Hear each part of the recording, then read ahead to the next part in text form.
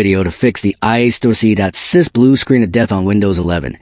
And if your PC suddenly crashes, restarts, or shows a BSOD mentioning iaStorAC sys, you are in the right place.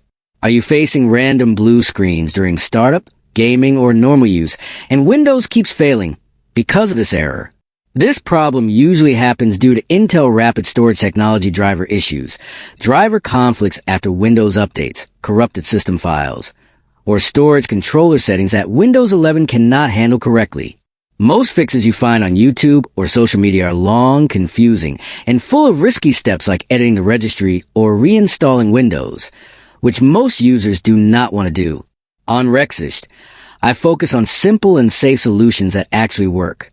In this video, I will share a secret easy trick that fixes the iaStorAC sys BSOD without reinstalling Windows or losing your data.